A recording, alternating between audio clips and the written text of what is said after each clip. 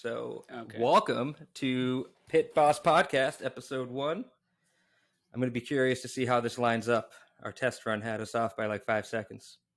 I imagine it'll probably be about the same. I think we should just air it that way when that happens. I think I like when I'm setting up a joke and in the middle you go, it kind of feels like you're telling me to shut the fuck up. Beat you to the punch. Hell yeah, man.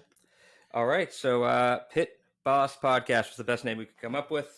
Ryan Garasich, Pittsburgh guy. Could be temporary, but Ryan Garasich, Pittsburgh guy, Pittsburgh based originally, now in Washington, D.C. We got Nick Giasullo with us, obviously. Yes, sir. And Boston originally. Well, okay, let's get ahead of this. Suburbs of Boston, for everyone who grew up taking the subway and gets unreasonably offended when you say that you're from Boston. Yeah, so. Stolen valor there, trying to... It's exactly what it is. Stolen valor. I grew up in the sticks. I got to ride my bike safely, and they don't take kindly to me taking that credit. He's from New Hampshire. No. Hang on. I did just move from New Hampshire, though. I've lived a lot of places. So, yeah, that's actually kind of brings to how you and I met, man. First time I left Massachusetts to live somewhere else was Arizona. And as my stand-up would tell the crowd, I moved there in June because I'm wicked smart. And immediately went out to some open mics where I met this bearded fellow in a Penguins garb. I forget what exactly it was, but and yeah, I remember that was like I saw someone who liked hockey in the desert. I was like, I'm going to talk to this guy. Yeah, definitely a tassel cap. I would imagine in the desert heat of July, I was probably wearing my Penguins tassel cap. No, yeah. So originally Pittsburgh based, moved out in July of 2016, right, bud? 16, yep. Yeah, and we met shortly thereafter. We both realized we were from different and better places, and with richer sports histories, which we'll lead into today. But and then we became fast friends there, both Mr. Agreed. G's. Both Mr. G's. Yeah, I remember going home and being like, I met this guy, and it was like funny that we moved to the same state, like the same span of a month, to do open mic comedy and take teaching jobs. And I was like, what a weird coincidence that we met. We met at the Toso's open mic, which was a New England Patriots bar. And, yes. Later, I just wanted to make sure all your Pittsburgh friends knew that that's where you were hanging out when you left. So yeah. I would go there on my free time as well. No, it's not true. I think I went once. There was an event, like a brunch or something, and I was like, I had a beer, and I was looking at the menu, and I was like, I'm not eating at Toso's. Bottled beer only from here on out. Yeah. Bud Lights, as it were. Good times, though. Yes, sir, man. Yeah, they ran a Bud Light promotion, but had Coors Light wallpaper in the back of the stage of the mic. I remember the New England decor was so mild. I didn't know it was a Patriots bar until like 6 months in. I could smell it as soon as I walked in. Would it smell like victory? No, it smelled like cheating. Toso's did smell like cheating in many ways. A little bit, yeah. Infidelity. Oh, man. But yeah, man, so we did comedy out there for a while. What was your, I don't even know how much I know about this from you. How much comedy experience did you have in Pittsburgh? And then what was the transition like? So I think we're about the same. I was about a year and a half in Pittsburgh. And then I started in January of 14 and moved in July of 16. So wait, Does that check out right? No, it's 2.5 years. That's my fault. Sorry. Whatever it is, all told, I'm at 9 years now. Yeah, there we go. Okay, so yeah, I'm just over 10. So because I started February 13. Okay. Yeah, kind of in my last semester of college there. Excuse me. Yeah, it was January 14. 5.5 years, 4-year school. It lined up, no questions. Hey, that was me. I went victory lap too. Good, man. You had to. Especially when you ended up in a career like teaching. It's like, what am I in a rush for? Yeah, I definitely had my victory lap. A lot of people go to school for 6 years. Yeah, they're called doctors. Yeah, they're called doctors. Oh, classic. Shout out David Spade from Scottsdale, Arizona, by the way. That's true. Saw him at Stand Up Live, but didn't get to share the mic with him. I imagine he'll be listening. Yes. Oh, yeah. Big fan. Imagine if he's the first follower. He probably has an algorithm. Like, is anyone talking about me? Weird thing to bring up so early in the podcast, but quoting Tommy Boy, man, Chris Farley, the first time I dealt with the concept of death. Yeah. I questioned my mom like a fucking cop, being like, so what, like they're not going to make Almost Heroes 2? Like, what are you saying to me right now? I'm sure Matthew Perry was really bummed about that. That it never. I'm surprised you could pull out a co-star of that movie. I mean, he was the star of that movie. I would have just assumed it was David Spade again. Nah, Eugene Levy's in that one too, man, and he goes on. Yeah, he was great. He was the Frenchman. I don't know if that's a acceptable term, but he was a French man. So I could see that not being acceptable. I'd kind of be like, all right. I think sounds like you're being a little French insensitive about it. But, yeah. All right. I used to, in high school, as a Bruins fan, the Bruins fans out there will probably relate to this unless they're liars. Too many French jokes because of the Montreal fan base. I believe Made that. A lot of French jokes. Didn't even know what half of them meant. They were actually in French. Yes. I was like, I'm going to take French and I'm going to massacre these fans at the next Bruins game. I'm going to learn French just to make fun of potential Habs fans. I had a certain je ne sais quoi. It's I don't even know if I said that correct. That's something. That's the gist of it. Yeah. Oh man. The Montreal fans that would bust down to the Bruins game, dude, they were like, I went to a game in Montreal and I went in like a Spartan with my like tightly knit with my friends, being like, all right, keep your head on a swivel, man. The 7-year-old called me a sucker. That was the worst thing. Everyone was so nice. And I asked the guy too, I was like, well, how come when you guys are in Boston, we want to kill you? And he goes, oh, it's the worst ones that go down on the bus. And he's right. Like the ones that come into Boston are drinking in the street, unaware that that's not allowed. And our like TD Garden is the train station. And I'll never forget being in high school, and it was like a day game, but you still got all these people like in suits running around trying to catch trains. And there was this one drunk as hell Habs fan, and he's like putting his jersey in people's faces and like grabbing people that walk by and yelling. And there was this one dude in a suit with a classic leather briefcase running for a train.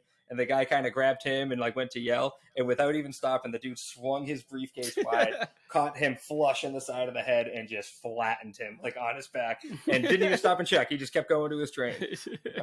Just watching, like, yeah, that's what happens, man. That's beautiful. It's beautiful. Oh yeah, that's the Habs. That's the only time I end up rooting for Boston is when they're playing the Habs. Oh. I wouldn't have put it past you to lie to me just now to make it sound like, oh, I root for the Habs when they're against Boston. No, I won't do it. So PK Subban and Brad Marchand dropped the gloves way back when. Who did you want to come out on top in that? I just want it to be like just hospitalization on both counts. Just like just two of the worst people on the ice who evidently are very, very nice off the ice. Right. Yeah. PK is like all timer, charitable and stuff like that, but on the ice is like a slew-footing piece of shit.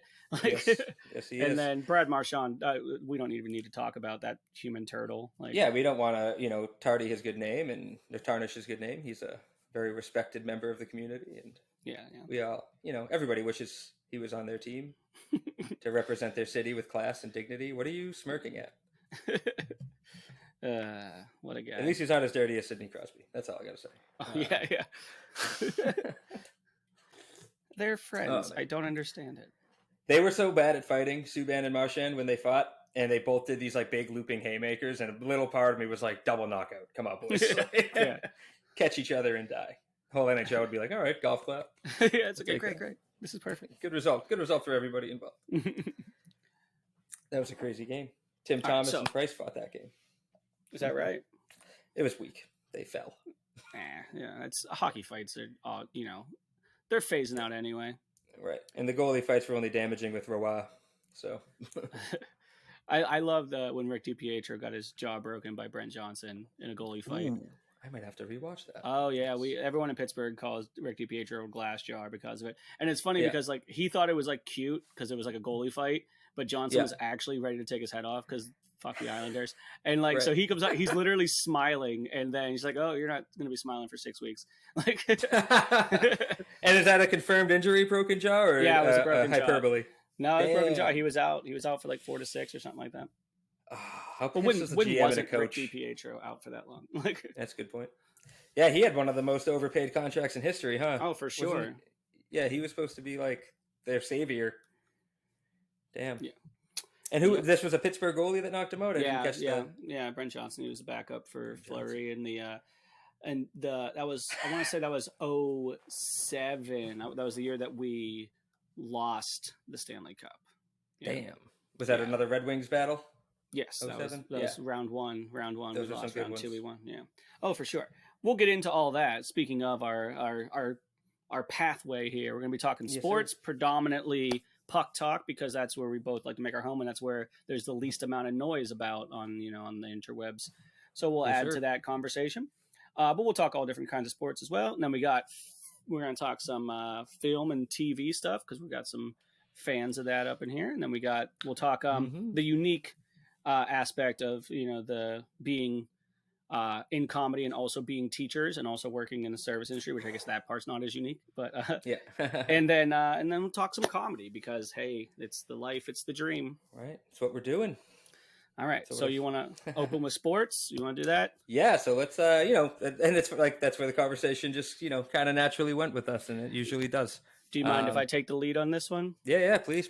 Yeah. We don't want to bury the lead, but I'm wearing black on purpose. This was a conscientious decision, because the longest active streak of consecutive playoff appearances has officially come to an end, with the Pittsburgh Penguins missing the playoffs after 16 long years.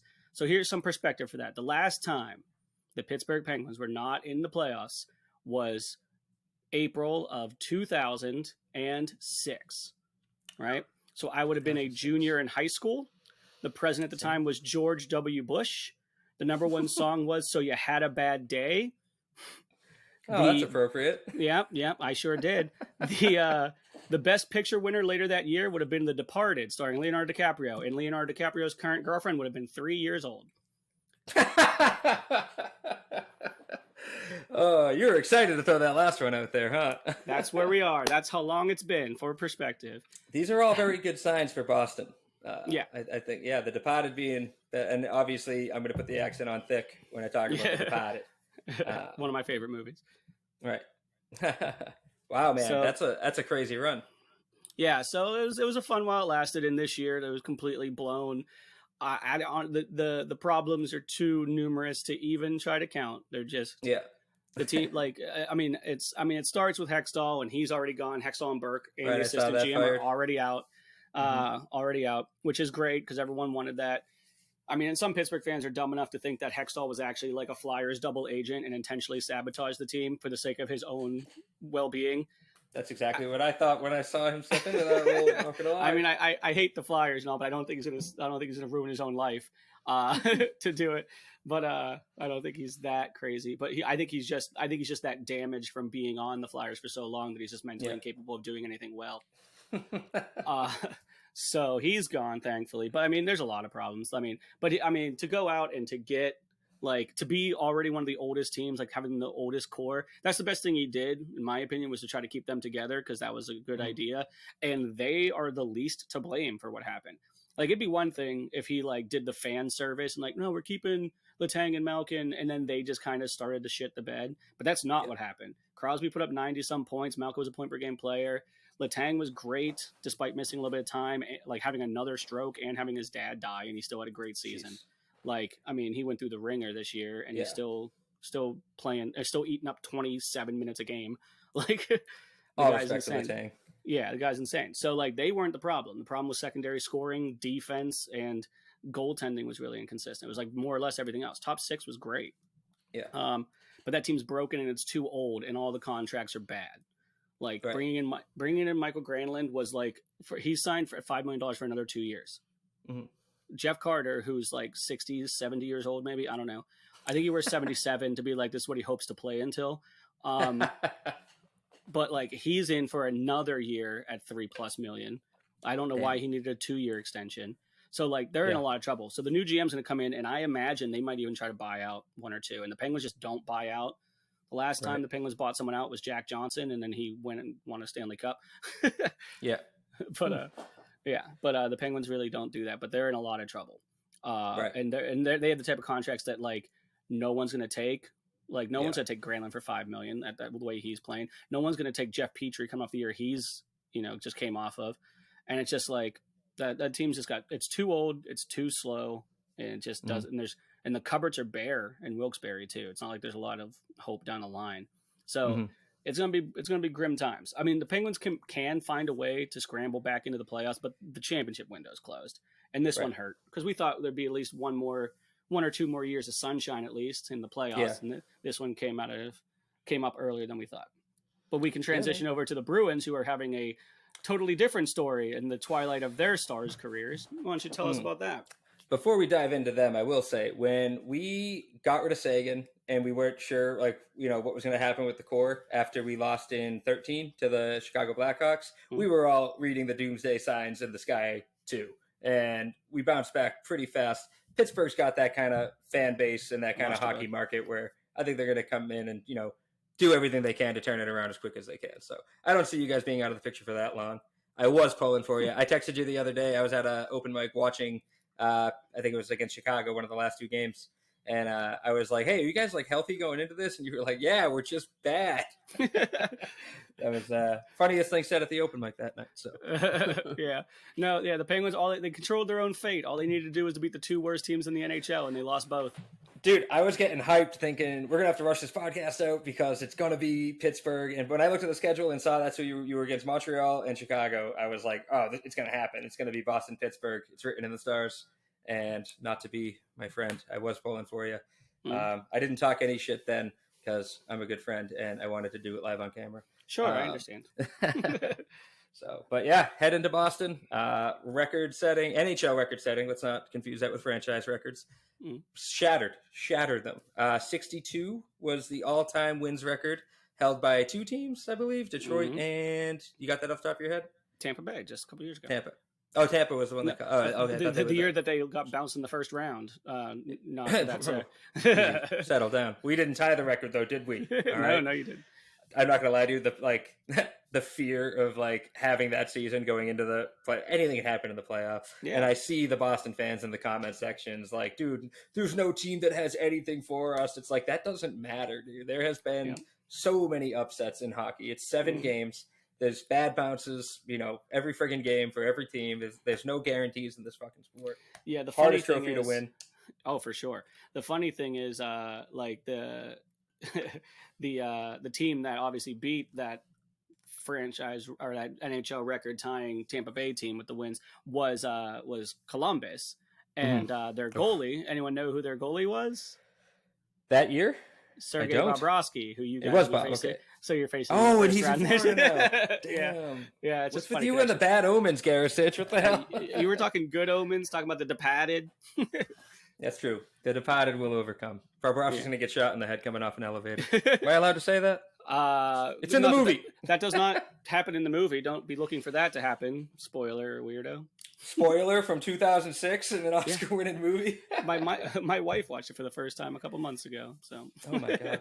I finished The Sopranos for the first time last year, and then I saw no spoiler on that because we're actually finishing it. Just want to put that out there. Okay, so I'll just say I'll keep it short and tell you that within the month that we finished it, there was a spoiler on She-Hulk on Disney Plus, a bunch of them, and then at a comedy show, the kid going before me did a whole bit about spoilers for The Sopranos, and I was thinking wow, the timing on that shit, but yeah.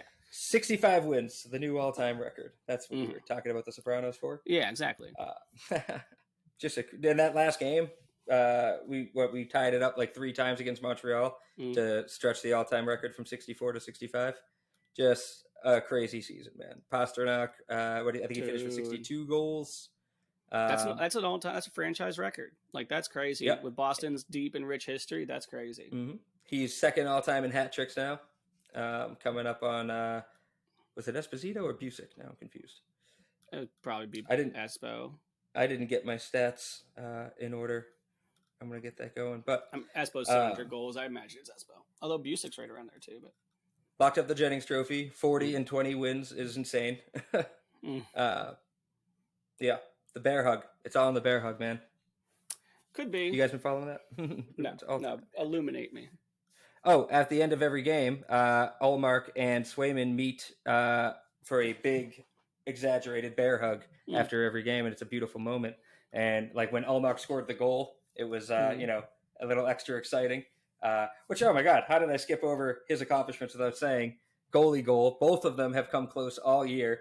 Swayman has 2 near misses. Ullmark has 2 near misses, and Ullmark potted one. Just Yeah. You know what's funny? I was on stage for that, and my Apple Watch went off. And so I'm like doing comedy, and I see Boston goal L Ullmark, and I'm like, No. and I'm in Florida, so I'm like, I can't talk about this. They're not gonna have any idea what I'm saying. I got off stage. I texted my brother like, did I just miss a goalie goal? What is happening? Wild. So. Yeah, Fleury's hunted one for his entire career, and he a few near misses, but never got one. So I feel like the whole league is happy to see a goalie do that. You know who does have a couple of them? Ron Hextall. Yes, he does. Yeah. So I watched all the goalie goals in history. There's like a YouTube compilation leading up to Ullmark's, and I mean the amount of them that are just own goals that a goalie touched last. Yeah. During like a delayed penalty and stuff. Yeah. So Hextall has more goals as a goalie than he has series wins as a GM of an NHL hockey team. That's a rough stat, brother. Yeah, it's a tough one. Tough one. How long has he been GM? Well, he was GM. How long was he? He was GM in Florida, or not Florida. I'm sorry, Philadelphia for a while, and then he had a brief stint in Los Angeles, and then but he wasn't there when they won their cups and stuff. So gotcha. Yeah, and then he was in Pittsburgh for it's just 2 years. Just 2 years. Just 2 years. Okay, yeah. Gotcha, man. I love that double agent theory. There's something to that. That's sketchy. I don't know. And you were the GM for Philly, who you played for? I don't know, man. Yeah, there's a lot going on there. But all the accomplishments of the Bees this year, none of it matters now. The season is over, and it'll matter again come the summertime. But we got a job to do. And the question, like, what's weird is like you can frame it like, once the playoffs starts, the second season, none of it matters anymore, and that's partially true. But then this is a team that lost 17 games all year, and now I'm supposed to predict someone to beat them 4 out of 7. Like, it's hard to think. Well, the Panthers beat us twice in the regular season. I'm not worried about the Panthers. I don't want to be worried about them, but I'm going to feel real stupid if I go, I'm not worried about the Panthers, and then they beat us in round 1, and I have to sit on this podcast and listen to you gloat about it. So right. So let's do that. Let's do NHL playoff brackets, right? And we'll let you go first with you. We'll start with that one. We'll go with Boston and Florida. Who you got in that? I'm gonna have to go Boston. That's a silly, even like taking the bias out of it, it's the smart choice. Even though Florida has those 2 wins, it's just scary as a fan, man. It's a lot of pressure on the team, and anything happens in those playoffs. But I think we're gonna have a deep run. Yeah, so I'm also taking Florida, but let me play devil's advocate just for a second and talk about ways that Florida could, right? So Florida's playing hot. They're pretty good. I mean, they lost the last couple to end the year, but, like, they were more or less dead and buried with, like, 15 games left and went on a tear. So they're playing good hockey at the right time. They are pretty big. They did load up with Tkachuk and everything, but I don't know. I think they lost as much as they gained in that trade, especially on the back end, and Boston's just too good. So I think I think it's a 5 or 6 game series. We'll go to the next one, and I'll go first. Toronto and Tampa. I like that one. That's going to be a fun series. It's an interesting series. Okay. So as a Penguin fan, I want for the betterment of my club, Tampa to win, because I'm certain that they will not re-sign Kyle Dubas if he doesn't get out of the first round again, and I want him as a GM in Pittsburgh. But as a fan of the game, I'm rooting for Toronto. I'm like, go get one. Like, so, and I think this Toronto team's better than they were the last few years, and I think this Lightning team. I think this Lightning team's going to want to win because they always want to win, but I think there's always something dangerous with a team that's like content to lose. You know what I mean? Yeah. Like two cups and they win for 3 in a row. Like, no one can knock the legacy they've already etched out for themselves. So so they'll be able to sleep at night losing that series. Whereas Toronto is going to be so hungry to just not lose another first round series. Although that also the reverse of that coin is that all the pressure essentially is on Toronto. And if they go down like 2-1, they could crumble. Yeah. And you got to flip that too, though. Tampa doesn't want to be the team that let Toronto out of the first round. You're up against the team that's known for losing the first round. You can't drop that ball. But I don't know. I'd like to see them do it. They did load up. it's hard to make these predictions when your boys are rolling and they're in this. You know what I mean? Like, yeah, I'd love to see Toronto break a curse and shut everybody up one time, but not this year. Mm-hmm. So yeah, as a fan of the Bruins, I want to see the most likely thing happen. I want to see them get shut down in the first round again. But no, I think I'm pulling for them over Tampa. So I'm official prediction. Toronto. Official prediction for round 1: Toronto over Tampa. All right, and then you get first on this one. You got the Metro winning Carolina Hurricanes going up against the New York Islanders. I hate the Hurricanes in the playoffs for a good reason. I picked them to win against the Islanders. They're a good playoff team. I was at a Game 7 where they sent us home sad, and as a teacher, I really regretted spending money on those tickets. That was also their Game 7 comeback against Toronto when we sent them out. So what a game that was. What a game that was. But yeah, I'm going to go Carolina over the Islanders. Yeah, this is a tough one, actually. 4-1, you think maybe, like, Islanders, second wild card. But the Islanders could win this. I'm very much on the fence about this one, only because Carolina's kind of trending the wrong way. And, like, they're also, I mean, they're scraping right now without Svechnikov. And, they've had Pacioretty all year. But, like, they're offensively kind of, a little bit, they're a little bit dinged up offensively, and the goaltending advantage is solely in the Islanders corner. That being said, I just think they're an overall better team, and the Islanders are still, I think, kind of a team in flux. They're just like naturally inconsistent. Right. So I'm going to take Carolina, but that could go 7. Sure. I can see that.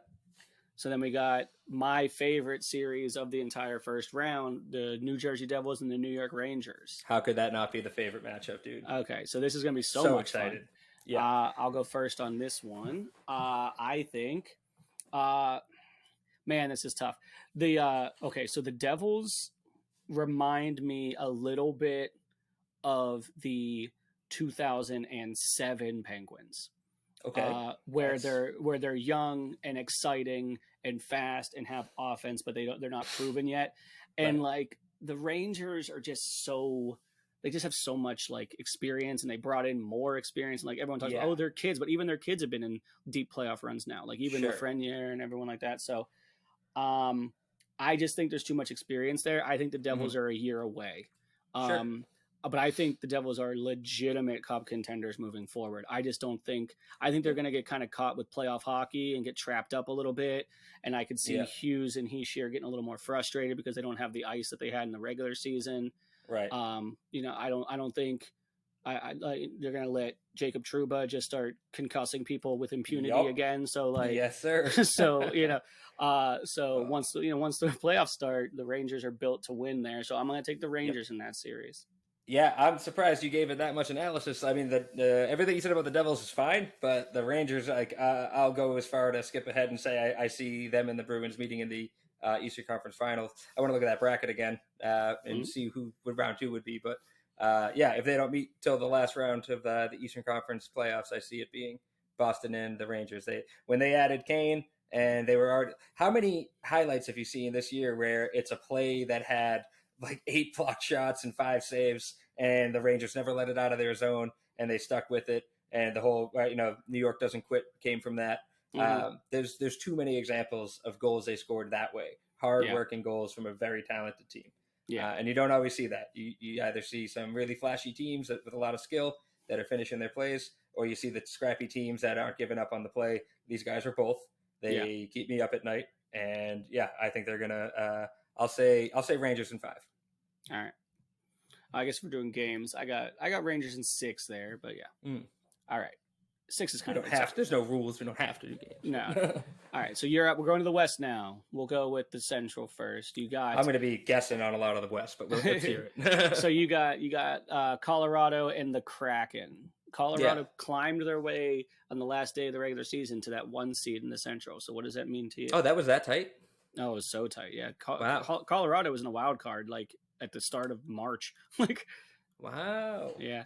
That's a scary trend. Yeah. That's a very strong finish. I had them going against Seattle for sure. I'm gonna give it to Colorado. Yeah.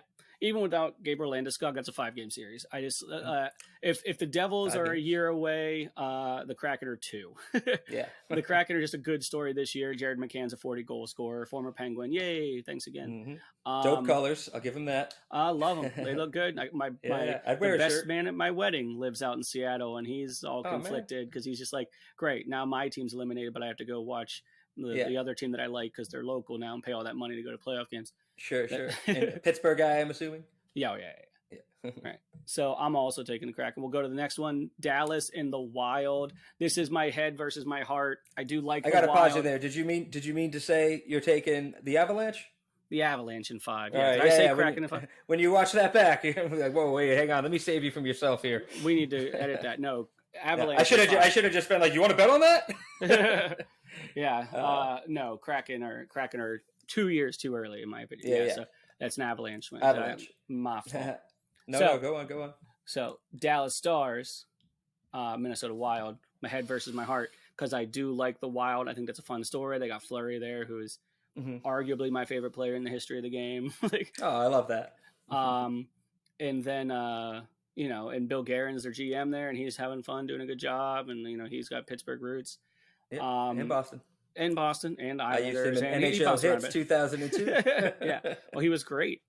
So I like them. I don't know. I think that Dallas team is actually kind of like quietly dangerous. So I'm going to go with. Sure.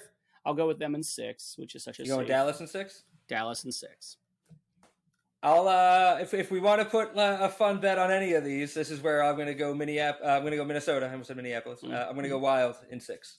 All right, so that's the first time we've differed. Yeah. So that's I'll put a pin in that. Maybe we can come back to a little gentleman's wager. Yeah, perhaps.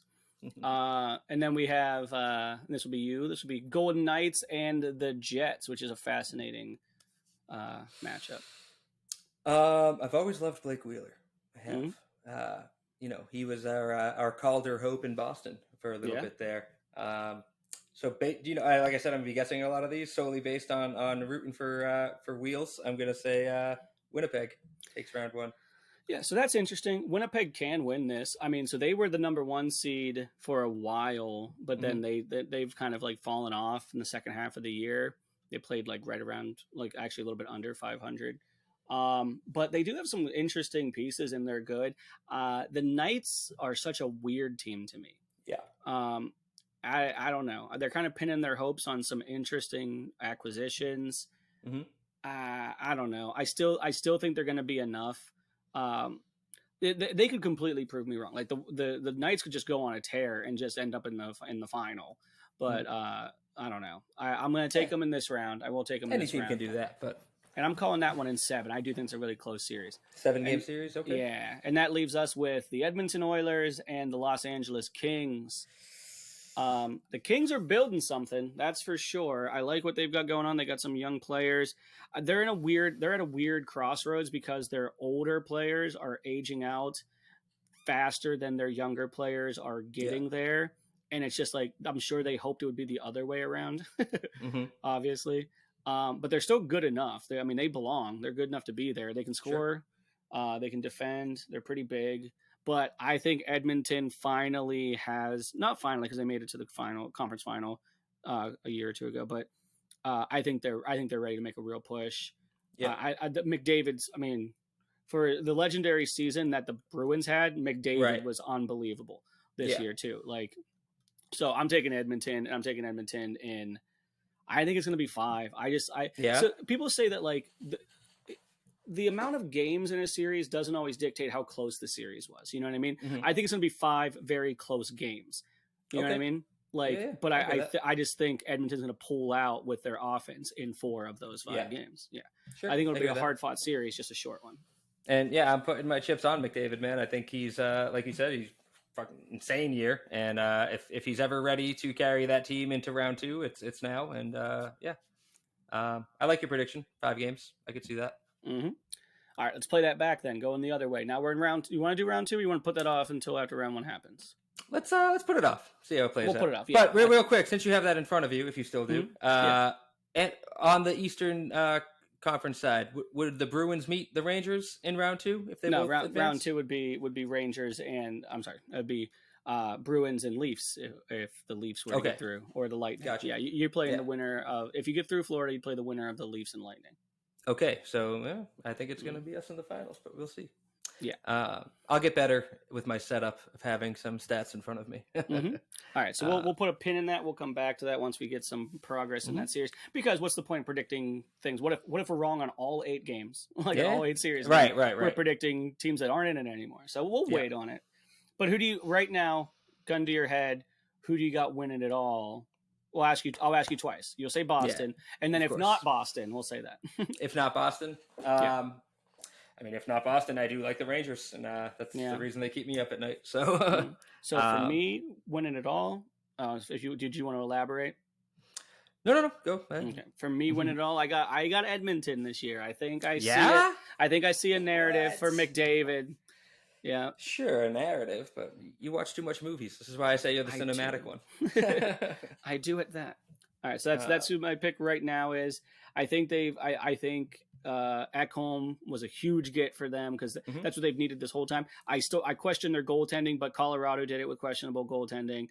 Sure. And Boston has had unbelievable goaltending this season, but previous to that, who were Swayman and Almar. Almar couldn't stick in Columbus, so it's not like he's it's not exactly like he's Patrick Waugh out there. So he has been if he can have a season like this again, then I'll tell you to shut the hell up. But, right. No, I'm saying he's been great. I'm not knocking him. He's gonna win the Vezina running away, right? And he deserves it because he was the best goalie in the league this year. But 100%. Is he actually that guy? We'll see. Yeah, I got you. All right. So what do you want to move on to? What do you want to talk about? Well, we're still on the sports, and we had an interesting conversation about the Mount Rushmore of Pittsburgh and Boston, this being the Pitt Bos podcast. I feel like that's a good episode 1 journey to take. And, it wasn't until I sat down to do this that because we said 4 major sports, and then I was like, wait a minute, basketball in Pittsburgh, what do we do? No, it doesn't exist. Some fun. Yeah. Right. I was like, do you want me to do Philadelphia? And then I feel like you would throw something at the screen. So for those viewing at home, the Mount Rushmore game, I'm sure you guys have heard of it, is you pick the ground rules that we left, because sometimes there's variations. The ground rules that we gave each other, and we do not know what we picked.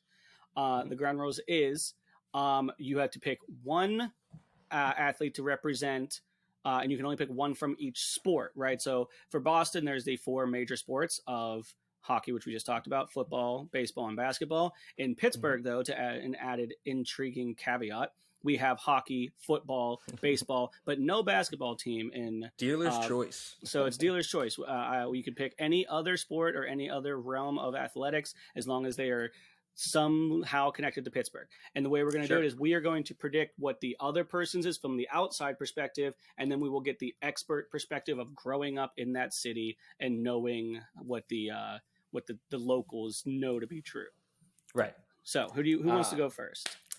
So do we want to? Yeah. Let's do the guessing first, huh? All right. So you want to do Boston or Pittsburgh? I feel like you're going to do pretty good, and I feel like I might be there on 3 out of 4. I feel like the 4th one is how you gonna predict that? Unless I get lucky. So you go first on what you think Boston's Mount Rushmore is. All right, through my stupid eyes. The city of Boston's Mount Rushmore. I'm going to start with what I think is the easiest one to pick, going on to the ones that give me a little bit more pause. So the easiest one to pick is going to be Tom Brady for the New England Patriots, right? I can't. Arguably the greatest quarterback of all time, inarguably the greatest winner in NFL history. So yeah, that's your guy. I know we're recording the podcast, but I just want all the footage of this I can get. Yeah, I'm not going to say that. That's all right. I'll rewind it. So yeah, that's a no-brainer. And I want to circle back to the idea of honorable mentions. I can't even think of who would be number 2, but I'll let you run away with that when you actually give your list. For football? We'll can't even contemplate a number 2. After that, I think hockey is the next easiest one, but I think this can go a few different ways. But I think this has to be Bobby Orr, right? We'll dive in. So I think this has to be Bobby Orr. No, you said a couple different ways. What's a different way you saw it going? Well, okay, so you got the all-time great on defense, maybe the greatest defenseman ever play. So I think that's the guy that you got to go with. But you can also, Esposito is amazing in his right, and then you also have, more recent players. Right. Yep. and you also have some goaltending there that can kind of get brought up as well. But maybe not in the same conversation as Bobby Orr, but there's some good ones. So I'm going with Orr. That takes us to that brings. Okay, so I don't know. The next two are kind of interesting because with the Red Sox, you have the field. You have like the guy and then the field. I'm not sure. But then in basketball, you kind of have a 50-50 pick. So I'm going to go basketball. Sure. I'm going to go basketball here. And I don't know, we're the same age basically, but but I'm thinking Bill Russell here. But you being from Boston and Boston being who Boston is, and they probably want to give this to a white guy, so they're probably going to say Larry Bird. But I think it's Bill Russell. But you could definitely make the case for Larry Bird. I'm curious to see what you're going to say about that. And then baseball, rich history for the Sox. I don't think you can go with the Babe because I don't think when history looks at the Babe, he's a Red Sox. I think he's a Yankee. No. And then, the curse and all that fun stuff. So I think I went with Teddy Ballgame. I'm saying Ted Williams. But we'll see what you say. So you tell me what the Boston Mount Rushmore is. Yeah. All right, so let's work backwards then, going right from the Red Sox. And I called my brother in on this too because I wanted some perspective here. Teddy Williams was the first name we both said, and we decided to make it a little more recent. He was like, he played 100 years ago. So we're like, let's make it a little more recent. And I'm glad you brought up the curse. We're going with Big Papi. We're going with Big Papi because he helped us smash the curse. And just how, we're talking about Rushmore. We're talking about building a shrine to these guys. This is our fucking city. That was the most beautiful thing ever said by that crazy motherfucker at the most perfect time that the city needed it. And that's long after smashing the curse and leading to multiple World Series championships. So we gave it to Big Papi. That makes sense because to me, that's why I was torn. I'm like, is Ted Williams? I mean, maybe the greatest hitter to have ever lived, but did not get him over the hump. And all the great stories. And Ted Williams, I never saw him play. Obviously, I'm not that old, right? Yeah. But I love the guy. Your soul is that old. Yes. But I was curious to think who would have been the marquee guy from that first championship. You know what I mean? Because you're not going to put Schilling, not with his current baggage, right? You can put him in a different. He's in a different Mount Rushmore. Yeah, he got canceled. Yeah. So Papi makes a lot of sense. I could see that for sure. All right, keep going. Did you nail it with the basketball observation? Of course, Bill Russell belongs in the conversation. But growing up in Boston, your uncles and every, old white guy around Boston, that's all they ever talked about is Larry Bird. It's all they ever still talk about. But you bring up LeBron James, they're gonna talk about Larry Bird. That might even be white guys in other states. But growing up in Boston, Larry Bird is getting drilled into your head as the greatest. I did want to put an honorable mention for Captain Paul Pierce, who led us to the 2008 one. I don't know if you know the story of him getting stabbed 11 times in Boston. I've heard of it. But if a guy named Pierce gets stabbed 11 times and stays in that city to win a championship, that's some goat-worthy. I bet that joke plays well in Boston. I would never tell that joke in Boston, dude. You kidding me? That is a Miami-only joke. But no, so we're giving that one to Larry Bird. And yeah, like you said, the expert of growing up in that culture. Yeah, that's all it was talked about. When we play this back, you'll see me throwing the football, as you said, the obvious one. Brady was an easy answer. There is not a number 2 guy to talk about there. Anything I think of is comical. I got to ask, if you throw Brady out, who's the guy from New England? Going recently, because who were any of the guys without Brady? We don't know. You know what I mean? Right. Gronk comes to mind because he's such a specimen and was so fun to watch. But that defense was so good for so many years. But who's the standout? Yeah, because they had so much changeover because he doesn't hold on to guys. Right. You know what I mean? What Vince Wilfork maybe, but it's funny. Vince Wilfork came to mind as who would be the number 2 guy, and but again, that's you don't put a football team on the back of the defensive. Lineman there. Hold that thought. I don't have a number 2 for you. Yeah, Drew Bledsoe. Go deep, Drew. I like Drew Bledsoe. I played with him on Backyard Football 2000. So there you go. Big fan of Drew Bledsoe. I like that we're gonna keep giving each other cities a shout out based on what video games we played as children. And then you got I was hockey. Jerome Bettis for a good amount of time. So. So it is going to Bobby Orr. there's literally a bronze statue of him in front of the Garden, and we're talking about who to put on the Mount Rushmore of the city. It's a no-brainer, Bobby Orr. I would say if Bergeron can hoist the cup as captain, which he's on the journey, he's someone to bring up.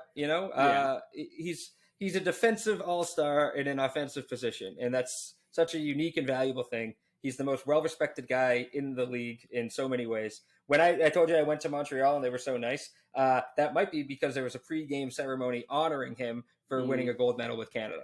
Yeah. And so he was in his Bruins jersey at center ice at the Bell Center getting honored by all the fans. He's just such a class act, fantastic leader. The sadness of Chara retiring, a lot of Boston fans are assholes and wanted him out for a couple of years, which I always hated because it's like, even if he has to take a smaller role, that's our friggin' captain that brought the cup home. So yeah, always loved Chara. I was sad to see him retire, but there was a silver lining where we all knew who the next captain was. It was just a matter of time when Chara stepped away. So yeah, if Bergeron can put a cup or two on his captaincy time, then maybe he gets that next conversation. But Bobby Orr, he's up there with Gretzky. He's the other guy that gets brought up when people talk about is Gretzky, the greatest guy to ever play the game. So that won't be easy. If his career was longer, we wouldn't even have mentioned the Bergeron possibility. I still think it's something I'm going to talk about with you, actually, career length and how that plays a factor in this. Oh, interesting. For now, Bobby Orr was the correct answer. All right. So let's line them up here. So for my predictions, I had Brady or Bill Russell and Ted Williams, and you had Brady or Larry Bird and Big Papi. David Ortiz, correct. Yeah. So 2 for 2. Yeah, not bad. So now I'm predicting you, right? Pittsburgh, yeah. So we'll start with let's go with the actual sports, and then let's see what your wild card pick is. And I did have to do some research. No, of course. Yeah. Let's start with the one that I'm most interested to talk about. Hockey is what we're doing here. Sure. It came down to Lemieux and Crosby for me, and very curious what your take is and what your answer is going to be. I ended up going with Crosby. Okay. Based on career length and that he's still going and that he's chasing some crazy impressive milestones, and he gave you guys back-to-back cups. Lemieux also did back-to-back cups, if I'm not mistaken. Sure did. Okay. Yeah. It was closer than I thought, because when I thought Lemieux at first, I was like, oh, obviously, and then I was like, well, let me compare the guys. And Crosby's still going. He's having a long career. He's having a longer impact on your city. This is 16-year run without missing the playoffs is insane. Yeah. So I went with Crosby over Lemieux, and I didn't know if that was going to be a fair point or what the fuck are you thinking from you. We'll see. All right, so we'll get to that. The Pirates. I was like, holy shit, are they a team? My research led me to Roberto Clemente, and that was an awful head shake. No, we'll talk about it. I'm in a good spot. Okay, you're golden. Yeah. I'm going to leave the reasons why to you, because a lot of this was just me reading on Google, and I didn't put those notes in front of me. But I went Roberto Clemente. So this is the interesting one. Okay, let's see what you think. Well, I even had some opinions going in, and I think it's going to be similar to why Larry Bird ended up on mine. I feel like Terry Bradshaw is going to be on yours. But now I'm interested to see. But no, I grew up liking Pittsburgh. Jerome Bettis was a household name, the Bus. And whenever I'd play football with the other kids in the neighborhood, I was pretending to be him and just running through people with my short center of gravity and my thunder thighs. I didn't really know who else would be on your greatness list other than Bradshaw, who's still involved with the league and always on commentating and on the commercials. I'm interested to hear your take. So you took Bradshaw official? Okay. Yeah, that was my answer. And then, so we had Clemente, Crosby, and Bradshaw.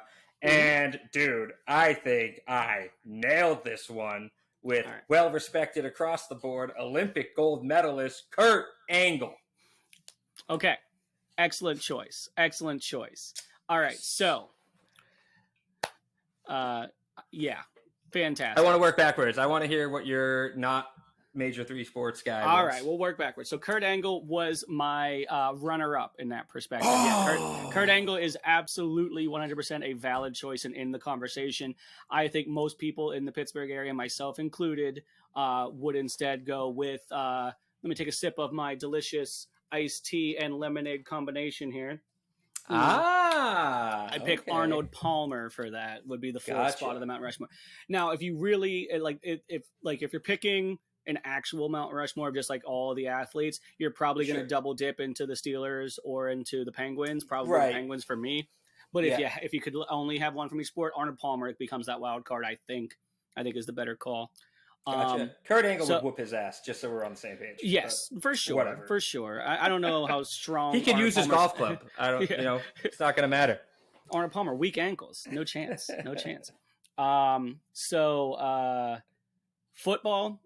This was so interesting that you said like when I said Vince Wilfork, it's like, well, you're not going to pick a defensive lineman in Pittsburgh. You are, yeah. It's Joe Green, and this is why I love this exercise, right? Sure. Because everyone outside, like people that like aren't born and bred in that city, would be thinking for more flashy, more recognizable faces, right? So you would think Bradshaw, maybe even Ben, maybe even like some younger people like Polamalu, who's my favorite player of all time, right? Same reason Schilling wasn't in the conversation. I didn't think we wanted Ben in the conversation. Let's not. Let's not. I agree. Yeah, let's not. Yeah. But no, it's Joe Green. Everyone in the know in Pittsburgh knows that he, like, him being drafted changed that franchise, and like they, as good as that team was. I mean, when you think of Steelers, as much as Bradshaw and Roethlisberger can be thrown into that conversation, just as far as like what they achieved and like the success that they had being the face of the franchise. When you think of the Steelers, you think defense. And if you're going to the defensive side of the ball, some people would say Jack Lambert because he just has the face and the snarl and the missing teeth and all that. Like he embodied that steel curtain defense, I guess. Sure. But as far as sheer ability, I mean, Joe Green is the one of the greatest interior defensive linemen of all time, probably second or third of all time. When the league was totally different back then, like he wasn't like exactly a sack expert, they didn't even capture that. They didn't even capture that stat back then, but he was just unblockable. So yeah, Joe Green is. I should have changed on the fly when you gave me that face on the Vince Wilfork comment. Yeah. And then that brings us to baseball. Yes, it's Clemente. It's Clemente by a wide margin. Like, Clemente, talking about statues. Clemente has statues. The Pirates, for all of their recent struggles, they have 3 statues. They have 3 statues outside of PNC Park. They all of Clemente. No. They have 3 Clemente statues. No, they have Clemente, they have Willie Stargell, and they have Bill Mazeroski. And they might actually have a Hannes Wagner now that I think about it. They might have 4, but they have their own Rushmore for the Pirates. Yeah. The Pirates. I mean, baseball has been around for a long time. Baseball's been playing for years, and the Pirates do have 5 championships. They just don't have one since 1979. But Clemente. So there was a bunch of people that were on the 70, the 72, and 79 teams. Clemente was actually on the 60 and 72 championship teams. Okay. And Clemente is an easy pick anyway because, like, one, he's a 3,000 hit guy, maybe the greatest defensive right fielder in the history of the game. Like he's like most people, like if they're building, like I've seen these stats where they build these games where they build like a 25-man like roster. Like Clemente is on the team for the entire MLB throughout the history of baseball, right? Okay. Yeah, so he's like that level of great, like just defensively, and his career was cut a little bit short. He was on the back end of his career, but if people don't always know this, but he died in a humanitarian effort plane crash. I read that in my research. Yeah, so the Clemente Award is like the humanitarian award that they give every year, like the Walter Payton Award for the NFL. Okay, it's named after Clemente, so that's a no-brainer. Like person, like gold standard for person and for athlete on the team. It's just not even close. And I will say, in my research, I tried to find, a second argument just to compare them, and there was very few to be made. Probably Willie Stargell, also from those 70s teams. Like he was like the dad that held everyone together. Yeah, it'd probably be Stargell second. Gotcha. But it's Clemente by a wide margin. And then for Pittsburgh, yes, the conversation is, or for the Penguins, the conversation is definitely between Lemieux and Crosby, but it's actually not a conversation. It's Lemieux. It's Lemieux. Okay. It's I Lemieux, thought that's what you were going to say. Yeah, so it's Lemieux because not only, so you can say like Sid won back-to-back cups and Lemieux won back-to-back cups. Yeah, but Lemieux actually won both of those back-to-back cups because Lemieux was the owner of the team and still when the Penguins won with Crosby in 16 and 17 and in 2009 as well. That's an interesting take that I didn't consider. Yeah. And he's kind of like a hands-on guy too. They actually just sold this past year to the Fenway Sports Group, by the way. Mm-hmm. Yeah, the Penguins are actually owned by the same team that owns by the same ownership group that owns the Red Sox now. But interesting. That's why they played the Winter Classic at Fenway Park this year, because the Bruins and the Penguin connection through Fenway Sports Group. Yeah, that just happened this year. Yeah, it's very interesting. But Lemieux, it's Lemieux. Like Lemieux. Yeah, is the greater debate is Lemieux the greatest hockey player of all time? Mm-hmm. Like, and because people like he's that third guy that gets brought up. Gretzky has all the numbers, but it's and Orr is also in that conversation, but everyone's also just like Orr for sure, but he's defense, so he's either number one or number right. 2. I hate how it's like but he's defense. That's the reason he's in the conversation because he did all that from the blue line. Like I mean he's unreal. The guy's unreal. I'm not knocking Orr. Nobody ever does, but like if we're talking like scorers. I mean, it's Lemieux and Gretzky, and like, and Sid. I mean, Sid's unbelievable, and I loved being able. I was honored to be able to watch him my entire adult life. But like, no, it's Lemieux, and it's it's definitely All right, I'll hear that. So I wish you just gave me the Kurt Angle, and we'd be tied 2-2. But, I'll take my Clemente award and go home. So you'd be so lucky to win a Clemente award. Hey, I just learned that that's a thing because baseball is my least favorite of all of these sports. Sure. That we've discussed. You know what's funny? As we were talking about this, I was texting you that I'm excited to talk movies with you. Kurt Angle is going to have a weird connection to our movie conversation. Interesting. Okay. Which, if we're going by the agenda, is that the next topic anyway? Yeah, let's just go into it. Yeah. Well, we'll put a pin. I feel bad for people that tuned into this hoping to hear some NBA talk, or but no, sorry. You got a little bit of it in the Mount Rushmore. We'll talk NBA playoffs later on. Now that what I want to hear? I want to hear basketball takes from those 2 5'7" white dudes that love hockey. Yeah, one from the city that doesn't even have a pro basketball team. Oh man, yeah. So I was curious if you were going to just give me the state of Pennsylvania in absence of basketball, and Allen Iverson was going to be my AI. Yeah. I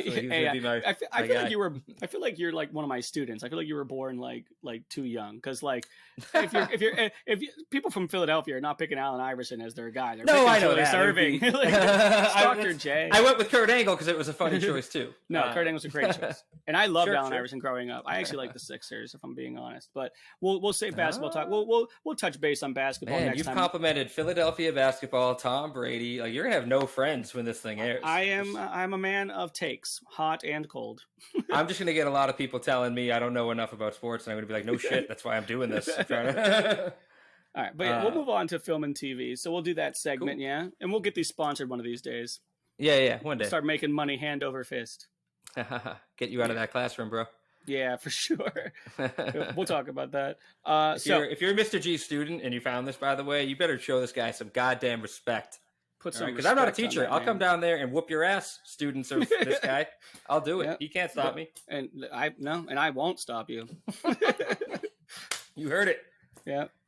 We're gonna record one in the classroom. Just me mean mugging your students the whole time. Yeah. All right. So what do you want to go with? So we're doing movies and TV because I'm a big movie guy, if you don't know, and Nick is also a fan. I'm a fan. Yeah, see, I like how you worded that. I keep joking that he's not even joking, just observing that he is the more serious cinema buff, and I'm just happy to be there, man. I want to be entertained, blow some shit up, let me get stoned, let me have a soda and a popcorn. So we're gonna split this up. We're gonna do one where we're gonna talk about recent movie we watched, right, that we liked. We'll just throw that out there. And then we are going to make a recommendation to the other that they're going to watch before the time that we do our next podcast, which is hopefully going to be in 1 week's time. And then we will review those. But for the first time through, what's a recent movie that you watched and enjoyed that you could recommend to our avid listeners? I got you. Now, being your podcast partner and knowing what a cinema buff you are, I didn't want to go with anything too goofy. I wanted to, get something that would be well respected and serious. And right. I went 'Cause with I went goofy. the Super Mario Brothers movie. In theaters now. Mamma mia, that was fantastic. I had no faith in Chris Pratt, and it was really it was tasteful. I kind of went in there with my, I had my hair dyed blue and I was ready to protest and get this movie canceled as fuck as an Italian American guy. But oh my God, if it didn't just win me over. Jack Black is a national treasure. I hear it was and amazing. yeah. And have you taken in this beautiful piece of cinema yet? I don't think I'm fully prepared to appreciate it in its entirety, so I've not seen it. Yeah, you might not be up to the intellectual par that is required. But mwah. It's probably going to win an Oscar for original piece of music, whatever that award is called. Yeah. Original song, yeah. Yeah, that's the Jack song. Black one. I could have guessed that, Yeah, original song. Yeah. But yeah, pleasantly surprised, got really high and enjoyed that at Cinepolis, a dine-in movie theater. I'm sure that's how the creators of that movie intended people to see it, right? Mm-hmm. With a T-bone steak and a glass of Chardonnay. And stoned to bejesus. Oh yeah. For this children's film. People at Nintendo are ashamed of you right now. No, they are not. First of all, I am ashamed of those guys for their awful stereotypes throughout the years. My uncle talks like that. It's not funny. All right. And no one would hire him to be a plumber. It was way too annoying of a voice. Yeah. All right. So what about your recent one you saw? Okay, so I just threw this one out there because I'm sure some people cared about it. I'm sure a lot of people saw it because somehow this movie made a great box office. And it's recently to streaming, so I figured I'd throw it out there. I'll be a man of the people. Although to stream it, you have to have Peacock, which the 6 or 7 of us that have that probably not good. Yeah. But, I can illegally download it. It's fine. Yes. But we're talking Cocaine Bear. Cocaine Bear. Why not? So that was in theaters. It just came out of theaters, and now it is streaming, so you can go see it. I don't recommend it though because it was not very good. So here's the thing: you have me painted as this like very highbrow, articulate film guy. I will screenshot your Facebook statuses, and I am in many ways. In many ways, I am that. But I also like to slum it and have fun at the theater as well, right? Okay, my only problem is that when it becomes the only thing that becomes available to see in theaters because people don't go for intellectual stimulating cinema, right? Now, I love movies like Cocaine Bear. I did not love Cocaine Bear, and let's talk about it. It is not at all coming from a perspective of this is not a great filmmaking endeavor, right? Has nothing to do with that. It is just that even for what it attempts to be, it doesn't do that great of a job. It is surprisingly dull. It is surprisingly it lacks laughs. It's actually more haunting than it is funny, and I kind of feel like the best comparison for a movie I can think of that I actually really, really enjoy that's cut from this same cloth would be like Deep Blue Sea, which I love, right? Love Deep Blue Sea, right? I've watched that on USA. I've watched that on TNT. Beautiful movie. Yes, I could watch that movie once a month probably and not get tired of it because it understands what it's being. It's horror, but it's funny, and it's it's got everything that you want in it. Where Cocaine Bear it's just all the parts are just not quite connecting, and I think it honestly thought, the movie that is, and I'm not trying to shit on any of the creators because one of them's Elizabeth Banks. She was the director, and I do love her so very much. But shout out E. Banks. Yeah, a guest on our podcast. We're super good at this. Yeah.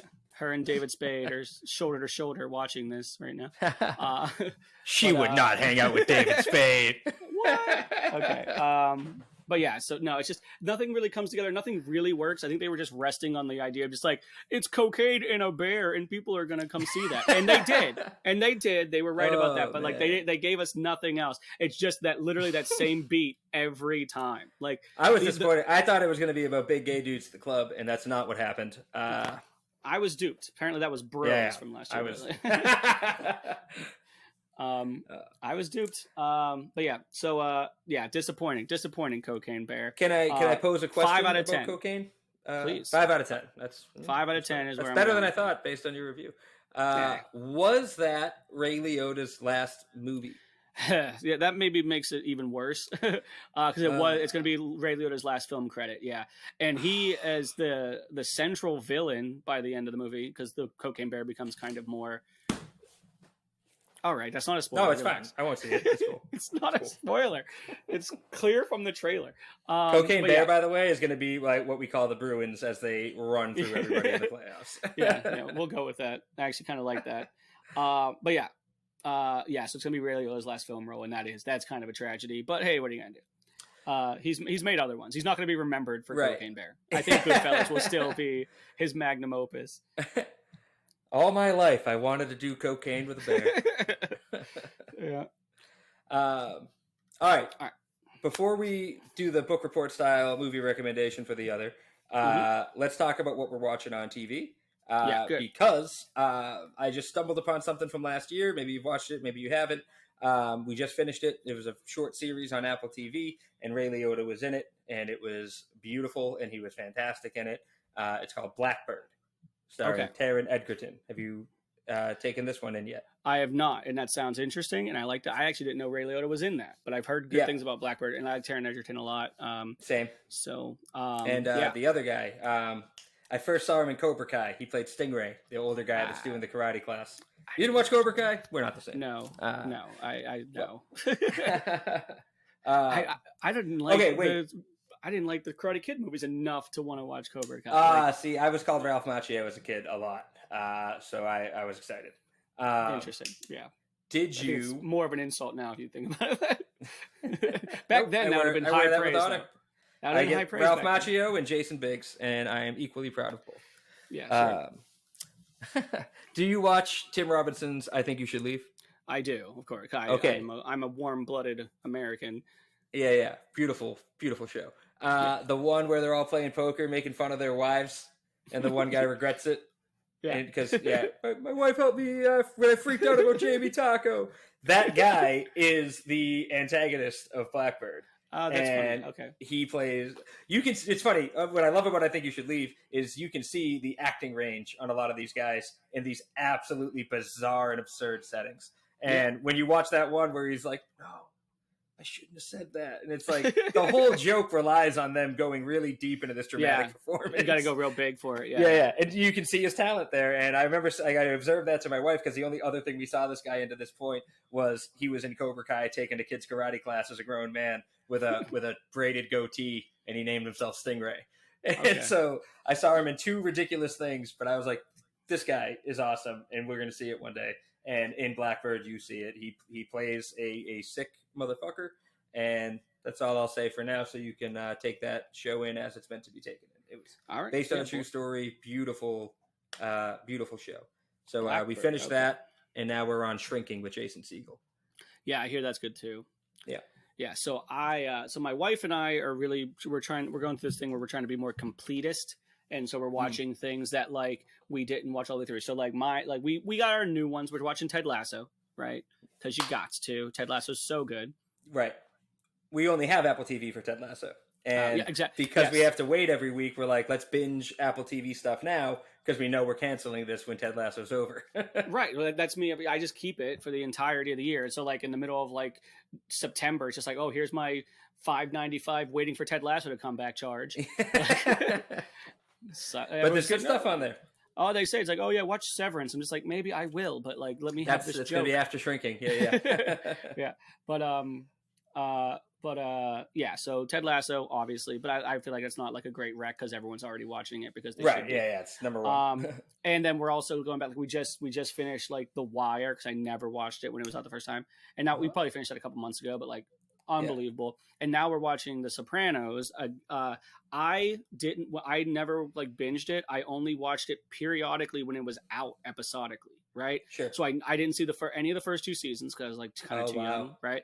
And then like I then after that, like seasons 3 through 6, I was just like here and there, like whenever like my dad was watching, I would like watch a little bit with him. Yeah. And that was it. So like I never really watched The Sopranos the whole way through. So we're finishing that up. We're just starting season 6 tonight probably.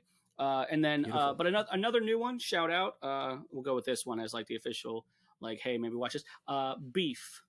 It's on Netflix. So that makes it super easy. It's got Ali Wong, amazing stand-up comedian. Right. Mm-hmm. And it's got Steven Yeun. So that's, Glenn from The Walking Dead, and who is such an underrated actor. He's like an unbelievable actor. Like also Glenn from The Walking Dead. Yeah, I think you should leave. Another dramatic role in a ridiculous Yeah. comedy sketch. Yeah, so the dude is unbelievable. Like he was in Yeah. Minari a couple years back in 2020, which was a little scene movie that was one of the best of the year. And then he was also, I mean, Nope, which was a big hit. Like he was unbelievable in Nope as well. Yeah. I thought he was the best. Actually, I thought his character arc was the most interesting. So they're both great in that. We just started. We're 2 episodes in, but I highly recommend. That's pretty good. And that's just season 1, and that's easy to watch on Netflix. One more for Steven Yeun is Invincible. He is the lead in the animated series on Amazon Prime, Invincible. Oh, okay. I was like, Mark Wahlberg. I was like, you don't remember the little Asian kid that was a running back for the Eagles? Yeah, he made it to the Philadelphia Eagles squad. Yeah. Yeah, Ray Lewis killed him. Jesus. Yeah. All right. So what's that leave us with? So yeah, we should recommend some movies back and forth. So, and this came up to for me because I was doing my deep dive into the 4th of Mount Rushmore, and I wanted to look up some boxers. I thought I knew it was Philadelphia, but I thought of Bill Burr's joke when he's ranting at Philadelphia. And he says, Joe Frazier's from here, but you got a statue of Rocky. Yeah. It's my favorite line in that entire rant. It's just such a funny observation. But so in thinking of it, I was like, how Pittsburgh's such a tough place? How is there not more? And I remembered one of my favorite movies in recent time. It's an underrated one called Warrior. It's an MMA movie. You've seen this already? I have. It's great. All right, that was even my recommendation for you. But I'll take it. It's been a long time. I want to rewatch it. It's fantastic. Awesome. Yeah, Nick Nolte, Tom Hardy, and Brian Callen's in there, basically playing Joe Rogan, which was fun. And did you know Kurt Angle is in that movie? I didn't remember that. Yeah, that's interesting. He has no lines, but he plays Koba, the big Russian guy that everyone is scared of, who's coming overseas. That's funny. Yeah, so being the All-American WWE star and an Olympian, and then playing the scary Russian guy with no lines, it was very funny to watch with the awareness that it's Kurt Angle. So go back and enjoy Warrior. All right, I will do that. And my movie rec for you, your book report, come back to me with like a review. And I thought this would be a great one to lean into the kind of story arc that we have here, which is like I'm like a highfalutin film guy, and you are not as much. So I'm going to put you to task on your first one, which what I thought was the best movie of the year this past year, a movie called Tar. Starring Cate Blanchett and directed by Todd Field. Okay. You can watch it. It's actually on Peacock. Funny enough. Do you have anything else? I looked it up to see what it was on. I'm just like, Peacock again. Like, but I also own the DVD. If you want me to mail it, yeah, mail it down. Yeah, I could probably rent it on Amazon for the same price that it would cost you to ship it. Yeah, probably. But yeah, it is like I think it's $4.99 on Amazon as well. But I don't want to make you pay for stuff to watch it. But that's all right. But that's the rec for you from this past year. It was my pick for the best movie of the year this year, and I want to see what you think about it. Cool, man. Since you've already seen Warrior, I would be more interested to hear what you think of Blackbird. However, that is 6 episodes of television, and I won't demand that you put that time in 1 week's time. In 1 week, yeah. But I'll get you what I think about it when I see some of it, though. Absolutely. If you want to do the Super Mario Brothers movie, that's understandable too. All right. Well, I am going to the theaters on Tuesday, but I'm not seeing Super Mario. I'm seeing Renfield because I am a Nicolas Cage stan. So I was going to suggest that we do let's pick something that's out that neither of us have seen and talk about it. I'll sign up for that because I want to see Renfield. I'm seeing Renfield on Tuesday. Movie. So did you see? And I only saw it because of the TikTok that went out. But the Unbearable Weight of Massive Talent. Oh, I loved it. Yeah, it was so friggin' good. It's unbelievable. Yeah. All right. Maybe we'll have a Nick Cage dive next week. Interesting. I think I like that. Yeah. All right. We'll talk about it in our ledger notes. Yes, sir. All right. So I'm going to write that down. I'm going to watch Tar by next week. And I've got and I got Warrior. Boom. And what was the show? I love Warrior. Blackbird. Yeah, that's a good movie, man. The guy being a teacher too, that added a little level of relatability. Mm-hmm. I fantasize about doing some MMA moves during the school day too, just not on other adults. Absolutely. All right. So what do you want to do? You want to go into comedy, or do you want to talk? You want to do the quit your day job section? I think that can all be one thing, man. Because All right. I think it's fair to say that any of us who haven't quit this long into stand-up comedy are hoping to one day leave the day job Yeah. and do stand-up. So yeah, and I'm surprised we're doing good on time. We're filling time Yeah. pretty seamlessly. I feel like we're deep. Yeah. Yeah. So we'll go into the comedy. We'll go into Yeah. comedy. We'll talk comedy. We'll end on this, right? Yeah. What'd you do recently? What do you got coming up? All right. So I saw pretty recently. I had a pretty awesome show that was teacher like themed, which was Love awesome. that. I know you have one of those coming up as well. Two Yes, of sir. those coming up as well. Mhm. I guess whatever. I'll let you lead on. With Yeah, that. I'll tell Yeah, you. you do that. You do that part. I don't need to tell you your stuff.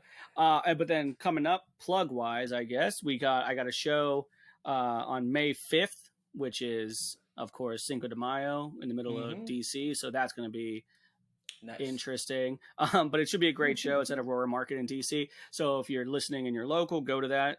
Or if you feel like you want to fly somewhere for a $15 comedy show, I'm not going to stop you. Can I get a guest spot? I don't think so. Oh, what the? I don't think so at this point. Yeah, I think it's a little You know too who late I in the am? game. Yeah, I do. I'm familiar. I don't. It's fine. I don't even know who I am. And then how about you? I had an alright show last night. Brick and Barrel, a little pub down in not a pub. It's a nice place down in Abacoa in Jupiter. Abacoa is a place where you can spend $5,000 a month to live in an apartment and just be filthy rich and live in a nice little downtown area in Jupiter, Florida. But yeah, it was a fun show, man. It was the last free show they're gonna do there. We got shouted out on the radio for it. It was pretty cool. Yeah, very cool.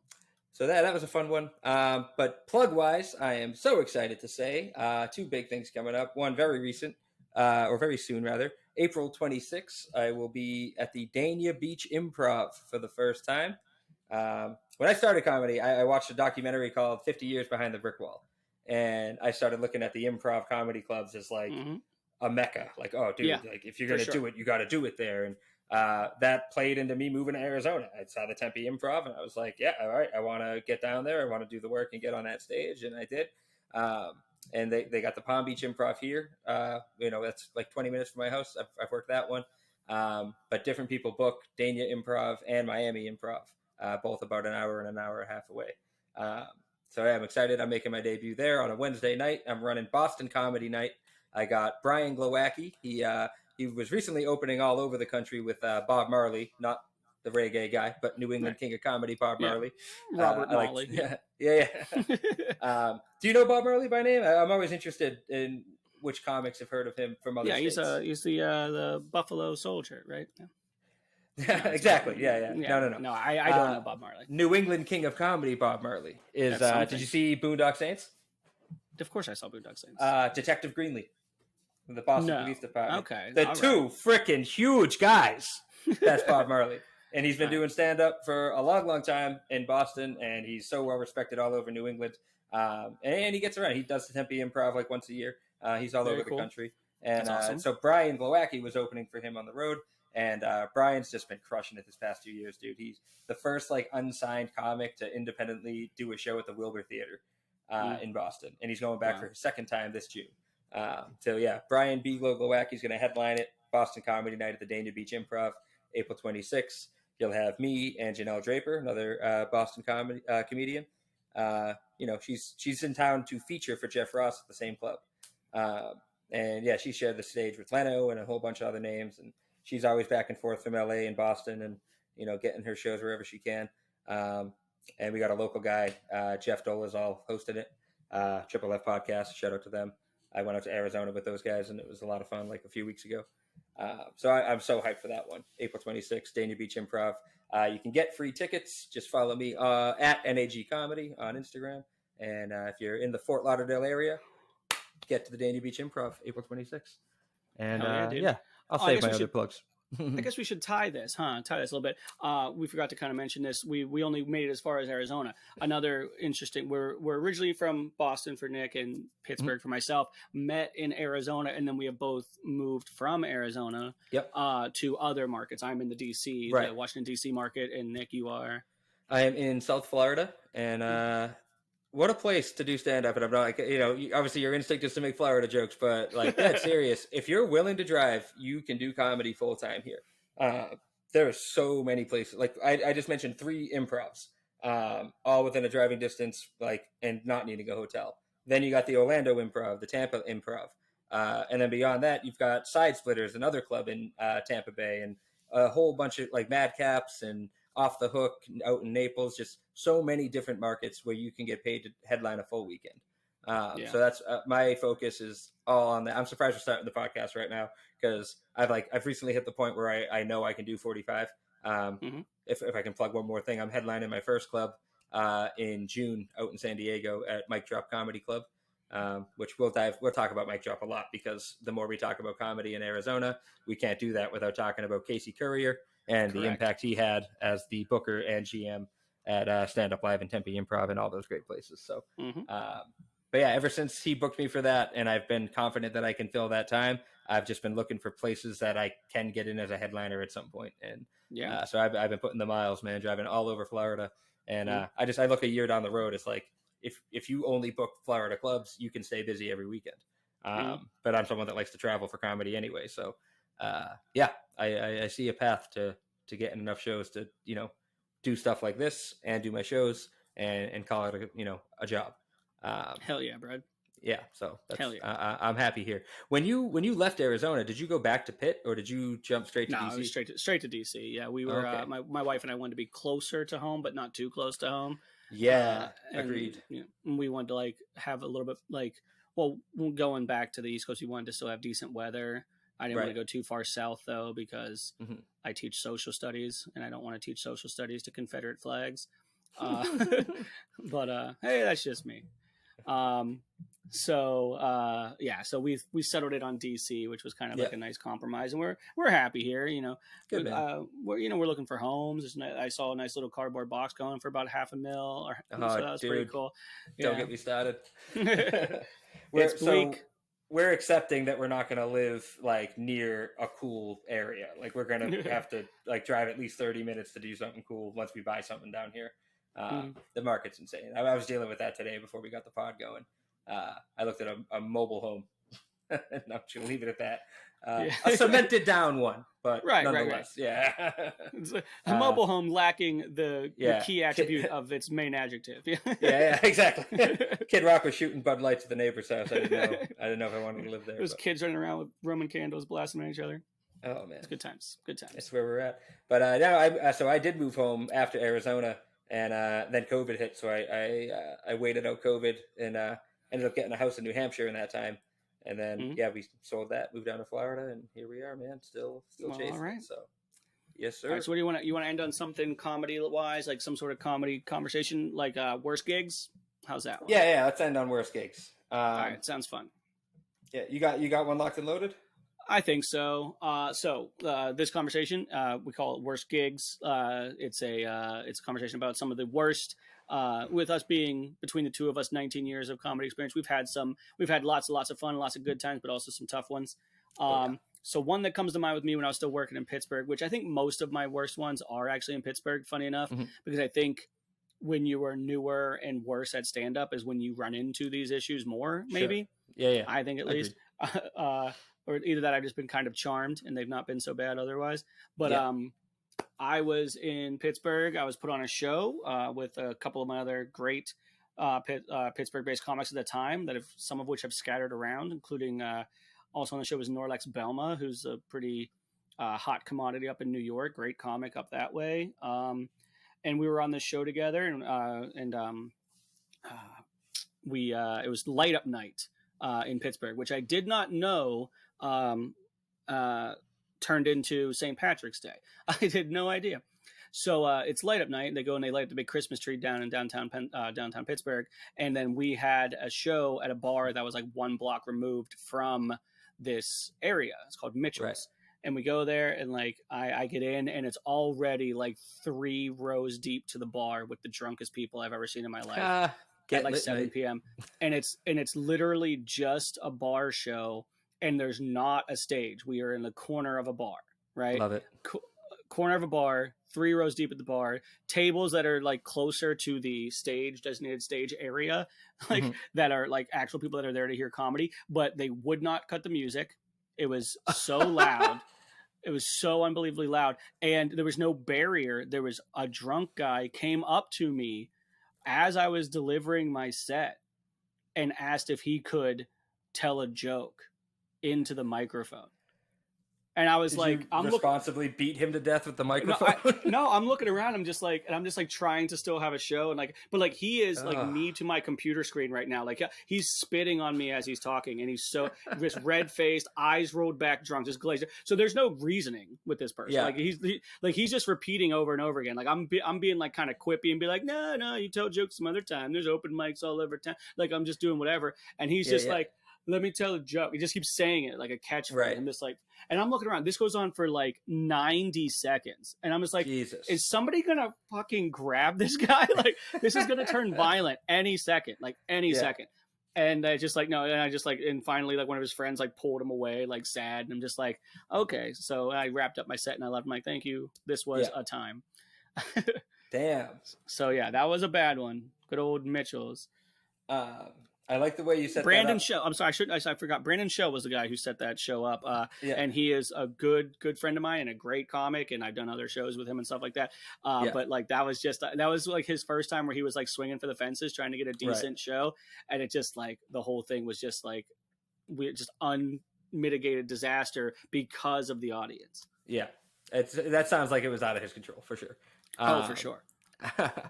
I like how you set that up. I identified something weird about comedy early on where it's like you start and you suck and the rooms that you are doing are terrible because no one's letting you do it in a good place. And so I can't think of another thing that's like that where it's like the better you get at the thing, the easier the play, like the easier the opportunities are. You know, you get easier shows as you get better, where like usually the better you get at something, you get more challenging work. And it's a weird thing with comedy. Which is why my answer stings all the more because it was just last year.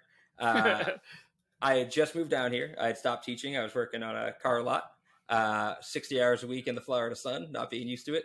I did very few gigs in that year as I have adjusted my schedule to put comedy first. But so every time I had a show, I was exhausted. I was unprepared. I had to drive far to do them.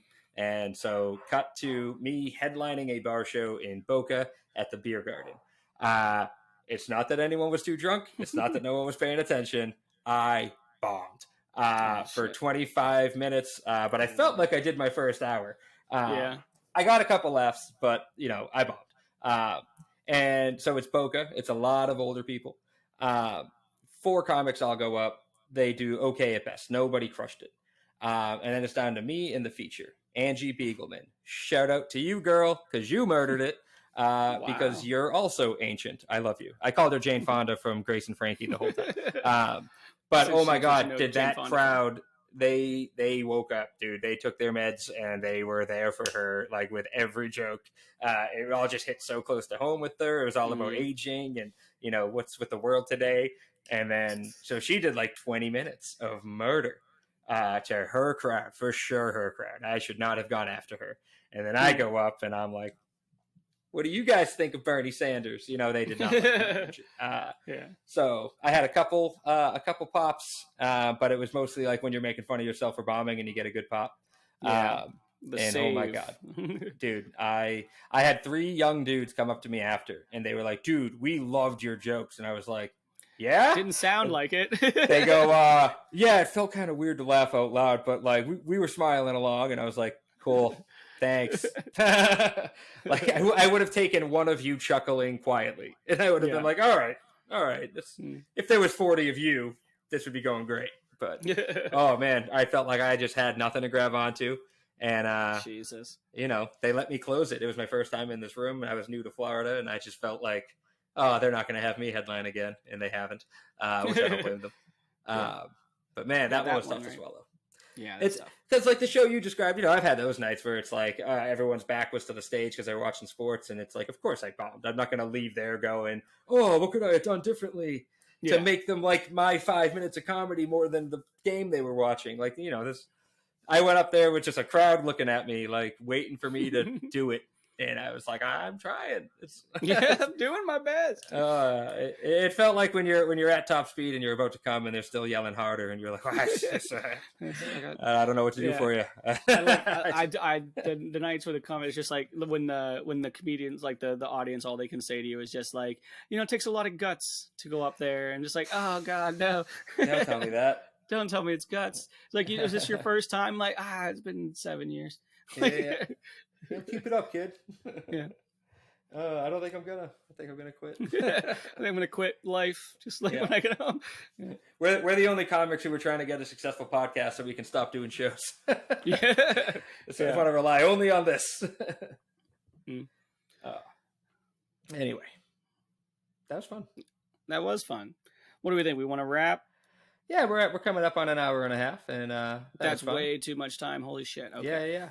So I know, but like we said, it's episode 1. The production value will go up, and we'll trim some fat, and our outline didn't seem that long. No, but you get you do go off course, which you should. You're just part of it is a conversation, and I like the places it went.